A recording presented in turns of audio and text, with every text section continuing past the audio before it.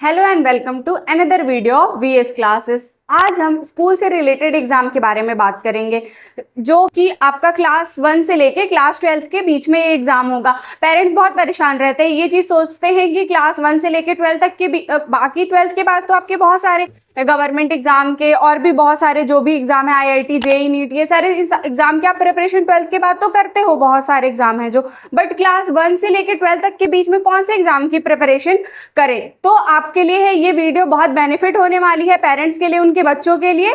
तो इसमें देख लेते हैं। इससे पहले मैं आपको ये बता दूं कि ओलंपियाड जो एग्जाम क्या कहते हैं, ये क्लास 1 से 12 के बीच में ही होता है। तो इस एग्जाम की वीडियो हमारे यूट्यूब चैनल पे अपलोड कर दी गई है, जिसको आप देख सकते हैं और उसके बारे में जानकारी प्राप्त कर सकते हैं कि उसमें क्या है, कैसे वो एग्जाम दिया जाता है, एलिजिबिलिटी क्राइटेरिया क्या है, एग्जाम पैटर्न क्या है, कौन से क्वेश्चन होते हैं, कौन से मार्क्स होते हैं, एग्जाम कैसे दिया जाता है, फॉर्म कैसे फिल किया जाता है, सारी चीजें, सारी जानकारी उसमें दी गई है। आज हम बात करेंगे सैनिक स्कूल एंट्रेंस एग्जाम के बारे में कि आपको कैसे एग्जाम देना है, फॉर्म कैसे फिल करना है, एलिजिबिलिटी क्राइटेरिया क्या है, इसका ऑब्जेक्टिव क्या होगा, आपको इससे बेनिफिट क्या होगा, सारी चीजें इसके बारे में हम इस वीडियो में डिस्कस करेंगे, जो कि आपके लिए बहुत बेनिफिट होने वाला। और क्लास 1 से लेकर 12 तक के जो बच्चे और ये एग्जाम देना चाहते हैं, जो क्या कहते हैं एनडीए के लिए ऑफिसर लेवल पोस्ट या फिर आर्म फोर्स ज्वाइन करना चाहते हैं, उनके लिए तो ये बहुत ज्यादा बेनिफिशियल है। तो आइए शुरू करते हैं कि आपका एग्जाम का नाम क्या है, ये देखते हैं।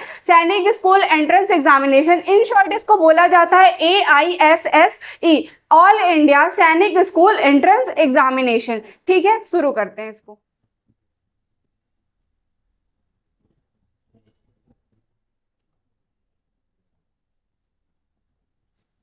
ये है आपके एग्जाम का नाम, AISSEE, ऑल इंडिया सैनिक स्कूल एंट्रेंस एग्जामिनेशन। अब इसके बारे में एक एक करके सारी पॉइंट डिस्कस करते हैं। सबसे पहला पॉइंट है आपका ऑब्जेक्टिव।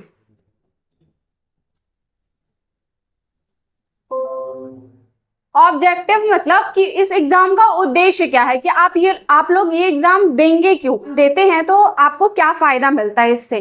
तो ऑब्जेक्टिव का मतलब ये है कि आप अगर ये एग्जाम देते हो, ये एग्जाम सैनिक स्कूल एंट्रेंस एग्जाम अगर आप क्वालिफाई करते हो, तो अगर आपका वहां सिलेक्शन होता है तो आपको वहां एनडीए के लिए प्रिपरेशन कराई जाएगी। आप कुछ आर्म फोर्स ज्वाइन करना चाहते हो, ऑफिसर लेवल पोस्ट ज्वाइन करना चाहते हो, तो उसके लिए प्रिपरेशन कराई जाती है। तो मेन ऑब्जेक्टिव इसका ये है कि आपको एनडीए के लिए प्रिपरेशन कराया जाता है, आर्म फोर्स के लिए प्रिपरेशन कराया जाता है, और इंडियन ऑफिसर लेवल पोस्ट के लिए प्रिपरेशन कराई जाती है। तो मतलब आपको एनडीए के लिए प्रिपरेशन कराई जाएगी, आर्म फोर्स के लिए प्रिपरेशन कराई जाएगी, या फिर इंडियन ऑफिसर लेवल पोस्ट है, जो भी मतलब आपकी मिलिट्री से रिलेटेड हो गया, आर्मी से रिलेटेड हो गया, ये सारी चीजों की प्रिपरेशन यहाँ कराई जाती है अगर आप इस एग्जाम को क्वालिफाई करते हो। तो मेन ऑब्जेक्टिव सैनिक स्कूल का यही है कि आपको क्या कहते हैं, आर्मी, मिलिट्री,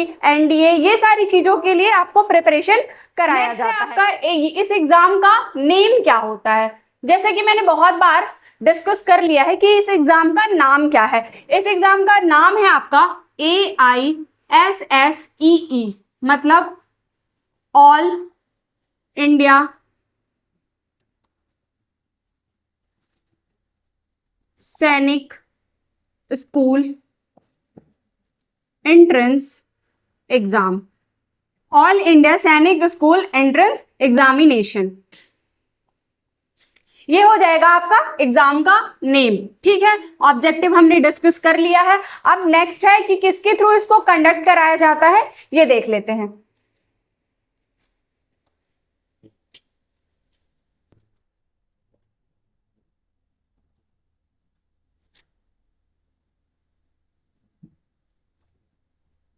इसको कंडक्ट कराया जाता है एनटीए के थ्रू, जिसका फुल नेम होता है नेशनल टेस्टिंग एजेंसी।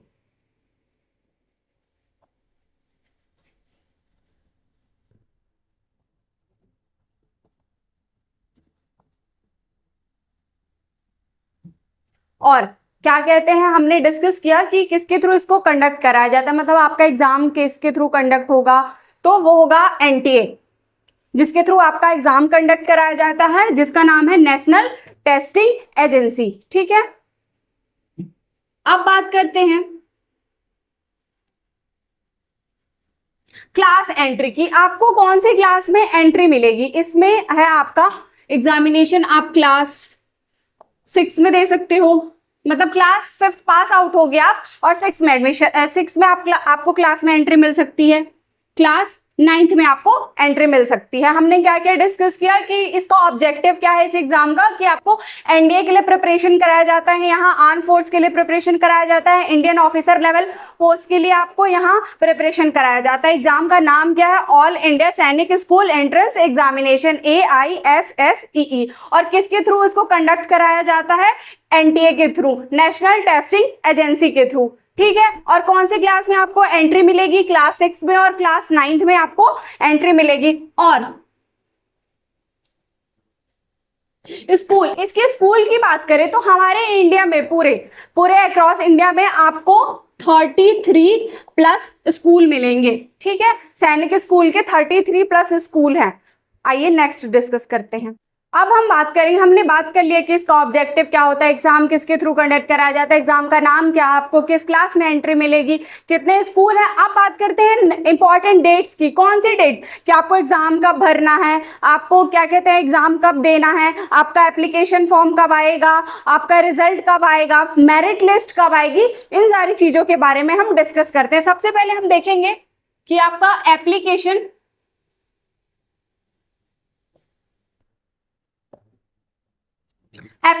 ओपन कब होता है। आपका एप्लीकेशन ओपन होगा सितंबर से अक्टूबर के बीच में, सितंबर से अक्टूबर के बीच में। मतलब आपको एप्लीकेशन फॉर्म कब फिल करनी है, आपको फॉर्म फिल करना है सितंबर से अक्टूबर के बीच में एग्जाम देने के लिए। फिर उसके बाद आपको एग्जाम कब देना है,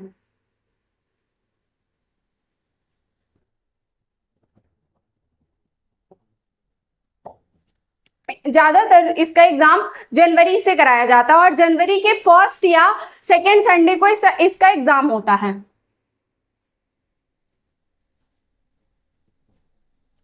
फर्स्ट, सेकेंड,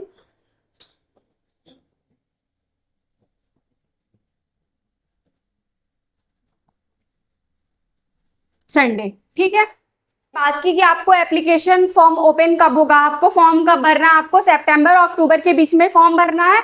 और एग्जामिनेशन डेट आती है इसकी जनवरी में, जनवरी में आपको एग्जाम देना है, जो कि कब होगा इसका एग्जाम, फर्स्ट या सेकेंड संडे को होगा, जनवरी के फर्स्ट या सेकेंड संडे को इसका एग्जाम दे लेते हो तो रिजल्ट कब डिक्लेयर होगा, इसकी बारी।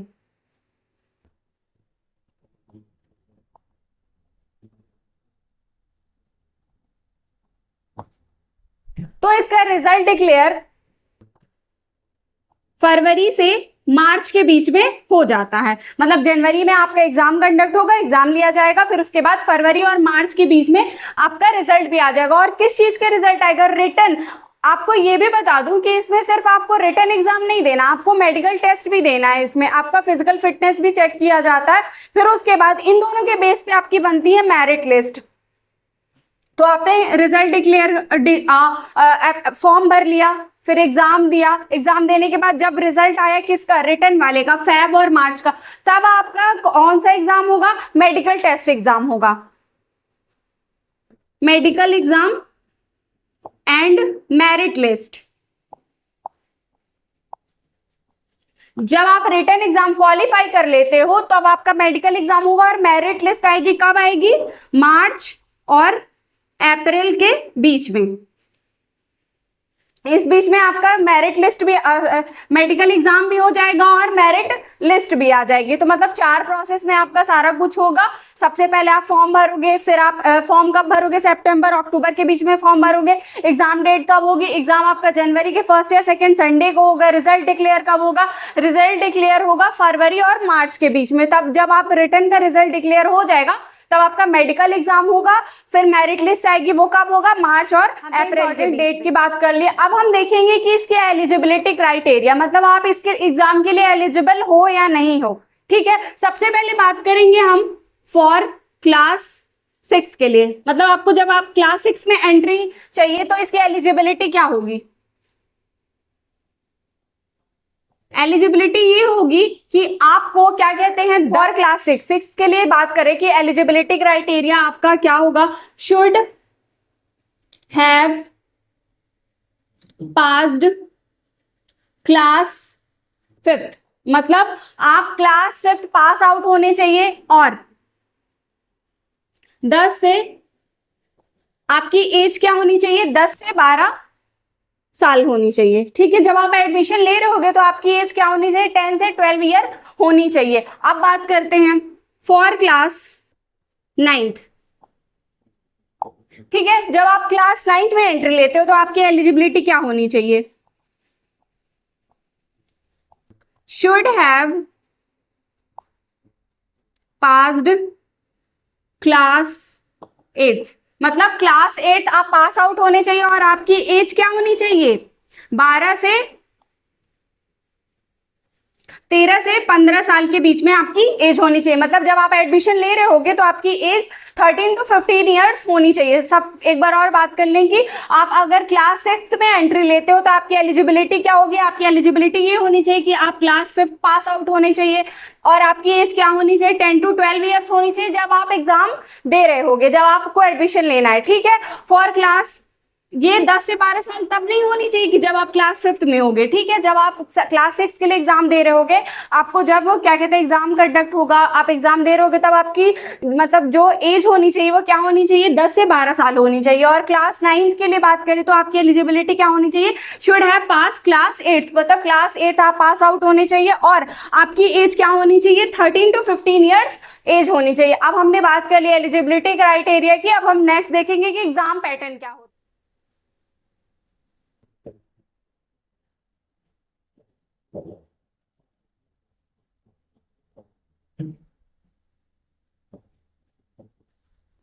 हमने बात किया कि क्लास 6 का एग्जाम पैटर्न क्या होता है। अब क्लास 9 का एग्जाम पैटर्न क्या होता है इसके बारे में डिस्कस करते हैं। कितने सब्जेक्ट होते हैं इसमें, नंबर ऑफ क्वेश्चंस कितने होते हैं इसमें और कितने मार्क्स का होता है। जैसा कि मैंने बताया कि मैथ्स के सबसे ज्यादा क्वेश्चन आते हैं और उसके मार्क्स भी बहुत ज्यादा होते हैं। इसमें भी वही है कि आपके मैथ्स के सबसे ज्यादा क्वेश्चन आएंगे और ज्यादा मार्क्स के होंगे। अब हम बात करते हैं सब्जेक्ट्स की, आपके कितने सब्जेक्ट होते हैं। फर्स्ट मैथ, सेकेंड है इंग्लिश, थर्ड है इंटेलिजेंस, फोर्थ है जनरल साइंस, फिफ्थ है सोशल स्टडीज।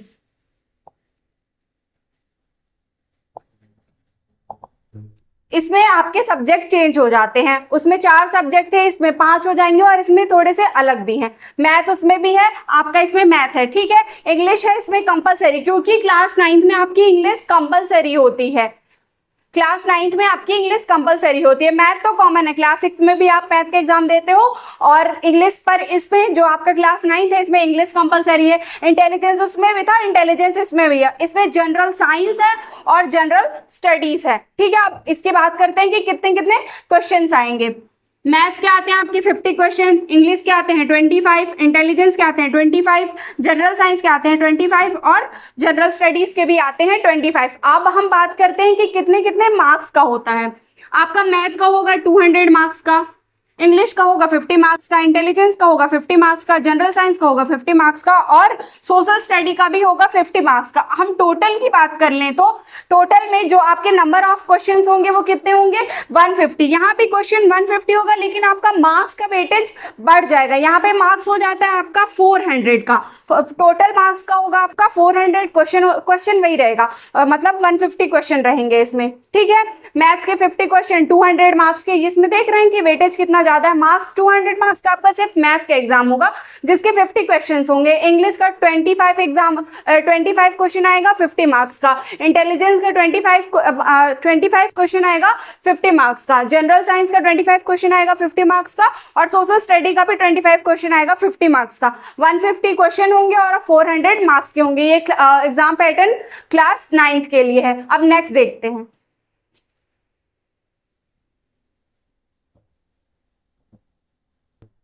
अब बात आती है कि मीडियम मतलब आप किस लैंग्वेज में आप एग्जाम दे सकते हो। सबसे पहले बात करें फॉर क्लास सिक्स के लिए, क्लास सिक्स के लिए आप क्या कहते हैं, हिंदी में भी एग्जाम दे सकते हो, इंग्लिश में भी एग्जाम दे सकते हो, हिंदी में भी एग्जाम दे सकते हो, या फिर आपकी कोई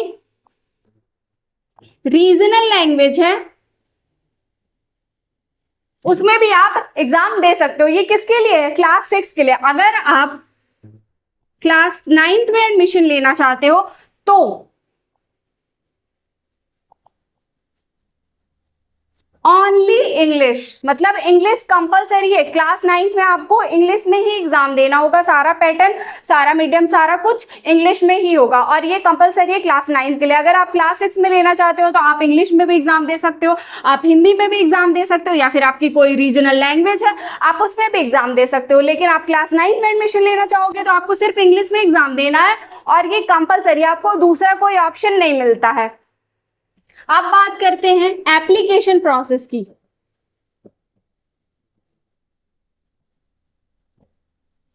एप्लीकेशन प्रोसेस मतलब आपको एग्जाम फिल कैसे करना है। सबसे पहले तो आपको एग्जाम ऑनलाइन फिल करना है, ठीक है। एग्जाम आप ऑनलाइन फिल करोगे कैसे, AISS की लिंक आती है, आप उस पर जाके क्लिक करोगे, और फिर क्या कहते हैं उसमें अपना सारा डॉक्यूमेंट, फॉर्म वगैरह जो भी उसमें जानकारी मतलब बोलता है देने के लिए, आप सारी चीजें उसमें आप फिल करोगे, तब जाके आपका फॉर्म फिल होगा। फॉर्म फिल कैसे होगा और क्या क्या करना होता है, अपलोड फोटो एंड डॉक्यूमेंट, आपको उसमें फोटो भी अपलोड करनी होती है, अपना सिग्नेचर करना होता है, और डॉक्यूमेंट अपलोड करनी होती है, ठीक है। थर्ड, बात करें फीस की कि आपको फॉर्म के लिए कितनी फीस पे करनी होगी।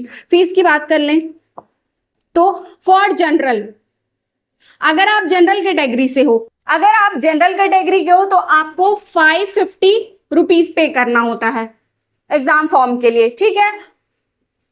फॉर ST SC, अगर आप ST SC के हो तो आपको 400 पे करना होता है। ये सिर्फ ST SC वालों के लिए है 400, बाकी जो जनरल कैटेगरी के होंगे उनको 550 फी पे करना होता है। फिर फोर्थ प्रोसेस क्या होगी, आपने ऑनलाइन फॉर्म भर दिया, फोटोज अपलोड कर दी, डॉक्यूमेंट अपलोड कर दिया, फिर उसके बाद फीस आपने कितनी भरी, जो जनरल वाले हैं वो 550 देंगे, और जो ST SC वाले हैं वो 400, ऑनलाइन ही फीस भी पे हो जाती है।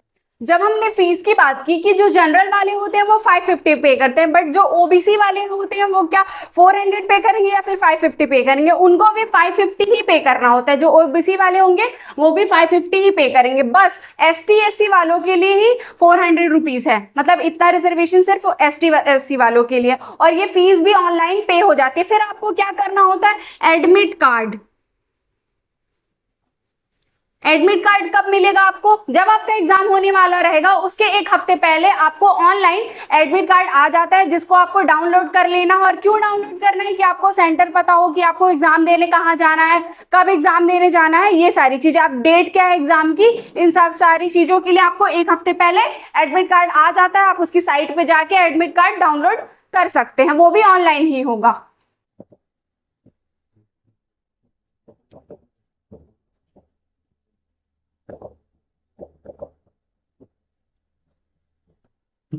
अब आपने फॉर्म फिल कर दिया, आपकी एग्जाम डेट आ गई है और आपका एग्जाम हुआ, ठीक है। आपने रिटन एग्जाम दिया और आप रिटन एग्जाम क्वालिफाई कर लेते हो, तो आफ्टर रिटन एग्जाम, अब रिटन एग्जाम के बाद क्या होगा, सबसे पहले आपका रिटन एग्जाम के बाद मेडिकल एग्जाम होगा, ठीक है।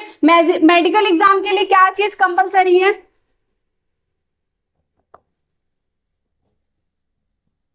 मेडिकल एग्जाम फिजिकल फिटनेस देखी जाएगी, जो कि क्या होती है, बहुत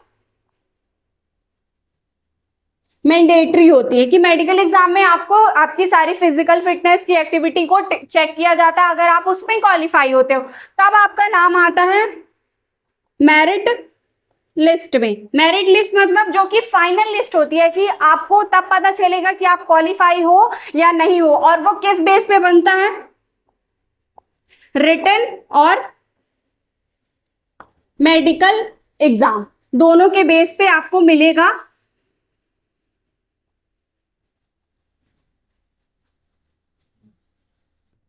आप क्वालिफाई होगे और आपका सिलेक्शन हो जाएगा। जब आप after written examination medical test देते हो, मेडिकल टेस्ट में आपका फिजिकल फिटनेस चेक किया जाएगा, मतलब कुछ भी एक्टिविटीज कराई जाएगी फिटनेस से रिलेटेड, एथलीट हो सकता है, पुशअप्स, पुलअप्स और भी बहुत सारी एक्टिविटी होती है, वो सारी चीजें आपको कराई जाएंगी और जो कि बहुत मैंडेटरी है। अगर आप उस एक्टिविटी में पास हो जाते हो, मेडिकल एग्जाम में पास हो जाते हो, फिर आपका क्या होता है, एक मेरिट लिस्ट निकलती है कुछ टाइम बाद, थोड़े टाइम बाद, एक पर मार्च और अप्रैल के बीच में ही ये हो जाता है। फिर आपका क्या कहते हैं, मेरिट लिस्ट निकलेगा, जो किस बेस पे होगा कि आप रिटन एग्जाम भी अच्छे से क्वालिफाई कर लिए हो, मेडिकल एग्जाम भी अच्छे से क्वालिफाई कर लिए हो, तो आप क्वालिफाई हो जाते हो और आपका सिलेक्शन हो जाता है। फिर आप सैनिक स्कूल ज्वाइन कर सकते, कुछ टाइम बाद आपको क्या कहते हैं, ये मैसेज आएगा कि आप ज्वाइन कर सकते हो, वहां जाके एडमिशन ले सकते हो और फिर अपने एनडीए आप फिर वहां पढ़ोगे, क्लास 12 तक आप पढ़ोगे, जहां आपको एनडीए के लिए प्रिपरेशन कराया जाएगा, आर्म फोर्स के लिए प्रिपरेशन कराया जाएगा, या फिर कोई एनी अदर मिलिट्री और या फिर Indian level post, officer level post, इन सारी चीजों की आप प्रिपरेशन कराते हो, तो बहुत अच्छी तरीके से प्रिपेयर कराया जाता है वहां। अब हम बात करेंगे कि आपका सिलेक्शन हो गया, आप उस चीज के लिए क्वालिफाई हो गया, अब आपको ज्वाइनिंग लेना है। ज्वाइनिंग लेने के बाद आपको वहां क्या फैसिलिटी मिलेगी, आप वहां कहाँ रहोगे, कहाँ पढ़ोगे, ये सारी चीजों के बारे में डिस्कस करेंगे। आपको मतलब खाना कहाँ पे होगा, रहना कहाँ पे होगा, क्या वो सेफ प्लेस होगी या नहीं होगी, इन सारी चीजों के बारे में डिस्कस करते हैं। हॉस्टल फैसिलिटी,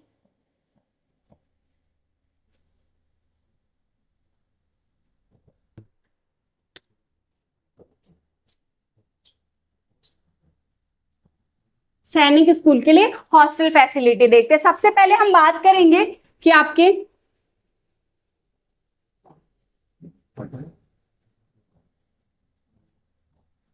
बोर्डिंग स्कूल, ठीक है, वो क्या होता है, बोर्डिंग स्कूल होता है, जो क्या होता है, फुल्ली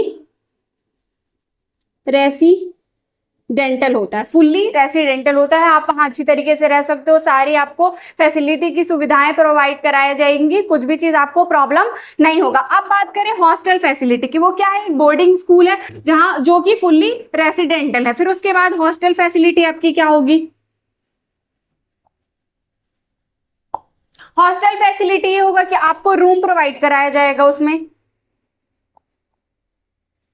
रूम प्रोवाइड कराएगा, जो क्या होता है उसमें वार्डन्स रहते हैं, आपको क्या कहते हैं वहां पे एक बेड मिलेगा, जो ट्रिपल ऐसे बेड रहती है, आप उसमें मतलब एक बेड में 3 लोग रहते हैं, एक सबसे लोअर में रहता है, एक मिडिल में रहता है, एक अपर में रहता है, आपको वो बेड प्रोवाइड कराया जाएगा। और एक रूम रहेगा, तो आपको एक पर्सनली रूम नहीं मिलेगा, उसमें आपके साथ आपके रूममेट्स रहेंगे, 2 3 4 जैसे भी हो सकते हैं, या फिर एक पूरा रूम हो सकता है, उसमें बहुत सारे बेड होंगे और वहीं पे आपको सारा अपना सामान भी सेटल करना रहता है और वहीं रहना रहता है। आपको अकेले पर्सनली रूम नहीं दिया जाता, ऐसे कंबाइंड रूम रहता है जिसमें आप अपने रूममेट्स के साथ रहते हो। सेकंड बात करें कि आपको क्या कराया जाता है, फैसिलिटी किस तरह की कराई जाती है। सबसे पहले तो ये बात करें, आप भले घर पे नॉर्मली कभी मन कर रहे हैं, कभी उठ जा रहे हैं, कभी नाश्ता कर ले रहे हैं, कभी ट्यूशन चले जा रहे हैं, या फिर कभी पढ़ाई कर ले रहे हैं, सब कुछ घर पे आप कैसे करते हो, आप अपनी मर्जी से करते हो, जब आपका जो मन करता है वो करते हो, या फिर कभी टाइम शेड्यूल चेंज किया, अरे मन किया तो अभी चेंज कर दिए, अभी आप मेरे को सुबह पढ़ना है तो सुबह नहीं पढ़ के हम शाम को पढ़ लिए। लेकिन ऐसा नहीं, वहां फुल्ली मिलिट्री स्टाइल सब कुछ आपको प्रॉपर तरीके से करना होगा, मिलिट्री स्टाइल में, कि कैसे आपको कितने बजे उठना है, कितने बजे आपको अपना क्या कहते हैं स्पोर्ट्स वाला काम करना है, कितने बजे आपको रनिंग पे जाना है, कितने बजे आपको नाश्ता करना है, कितने बजे आपको नहाना है, कितने बजे आपको स्कूल जाना है, फिर आने के बाद आपको कितने टाइम ट्यूशन मतलब पढ़ना है, कितने टाइम आपको क्या कहते हैं होमवर्क करना है, फिर कब सो जाना है, सारी चीजें डिसाइड होती हैं। कुछ भी चीज आप खुद से नहीं करोगे, सारा शेड्यूल डिसाइड होगा कि आपको किस किस टाइम क्या क्या करना है। और आपको मेन चीज, आपको रूटीन मेंटेन करनी है एकदम अच्छी तरीके से और डिसिप्लिन से रहना है, कोई भी गलतियां नहीं होनी चाहिए, सारा चीज अच्छे से। शुरू के दिनों में थोड़ी बहुत गलतियां होती हैं क्योंकि घर पे हमें इन सब चीजों की आदत नहीं होती है, या फिर बहुत बच्चे होते हैं पंचुअल होते हैं, डिसिप्लिन होता है उनमें, तो वो सारी चीजें उनको जल्दी से वो कवर कर लेते हैं कि हमें ऐसे रहना है, ऐसे करना है। लेकिन कुछ बच्चे जो होते हैं उनको बहुत ज्यादा इस सब चीजों की आदत नहीं होती है, वो सब कुछ ऐसे लेट करते हैं अपना काम वगैरह सारी कुछ ऐसे। लेकिन यहाँ पे आपको आके सारी चीजें डिसिप्लिन में करनी है और मिलिट्री स्टाइल में करना है, ठीक है। अब थर्ड बात करें कि आपको वहां क्या कराया जाएगा। सबसे ज्यादा मेन फोकस किस में होना चाहिए, आपका मेन फोकस होना चाहिए फिजिकल फिटनेस में, स्पोर्ट्स हो गया, रनिंग हो गया, या फिर और मेन चीज स्पोर्ट्स, और आपके अंदर क्या होनी चाहिए, लीडरशिप क्वालिटी होनी चाहिए। स्पोर्ट होना चाहिए, स्पोर्ट्स में आप बहुत अच्छे हो। नहीं, ये जरूरी नहीं कि आप घर से ही ये चीज सीख के आओ, ये आपका सिलेक्शन इसलिए ही कराया जाता है कि ये सारी चीजें आपको वहां सिखाई जाए। आपको अलग से क्या कहते हैं, कोई क्या कहते हैं पर्सनल रूम नहीं दिया जाएगा, आपको साथ में रहना है। साथ में इसलिए रहना है कि आप लोगों से और लोगों से भी मिलजुल के रहो, अच्छे से सीखो उनकी लैंग्वेज, वो कहाँ से आ रहे हैं, उनकी सारी चीजें, ये सारी चीजें भी आप जानो, सीखो। और आपके अंदर लीडरशिप क्वालिटी होनी चाहिए, सबको एक साथ लेकर चलने वाली क्वालिटी। फिर उसके बाद किस चीज, कौन से स्टाइल में आपको ट्रेनिंग कराई जाएगी, सारी चीजें आपको मिलिट्री स्टाइल में कराया जाएगा। और मैथ्स फैसिलिटी भी अच्छी होती है यहाँ पे, आपको अच्छे मतलब आपकी अच्छे हेल्थ के लिए भी अच्छे फूड भी प्रोवाइड कराए जाते हैं। और फोकस किस चीज में होना चाहिए, आपका फिजिकल फिटनेस में फोकस होना चाहिए, स्पोर्ट्स में होना चाहिए, और आपके अंदर लीडरशिप क्वालिटी के लिए ट्रेन कराया जाता है। कि आप खाना कहाँ से खाओगे, क्या आपको खुद खाना बनाना पड़ेगा? नहीं, आपको खुद खाना नहीं बनाना है। सबके लिए कॉमन डाइनिंग हॉल होगा और मैस होगा। मैस मतलब जहां पे आपको खाना मिलेगा, जहां पे खाना बनता है, और एक बड़ा सा डाइनिंग हॉल होगा, मतलब एक हॉल होगा, वहां डाइनिंग टेबल होगी, और जहां पे सभी लोग बैठ के एक साथ खाना खाएंगे। नेक्स्ट है आपका कि आपको क्या कहते हैं, और कुछ भी फैसिलिटी, अगर आपकी तबीयत खराब हो गई तो आपको मेडिकल फैसिलिटी भी मिलती है, प्लस आपको लाइब्रेरी की भी फैसिलिटी मिलती है। फिर क्या कहते हैं, और आपको रिक्रिएशनल एक्टिविटी, अगर आपको और कुछ भी करना है और सारी चीजें, उसके लिए भी आपको क्या कहते हैं अदर फैसिलिटी भी वहां प्रोवाइड कराई जाती है।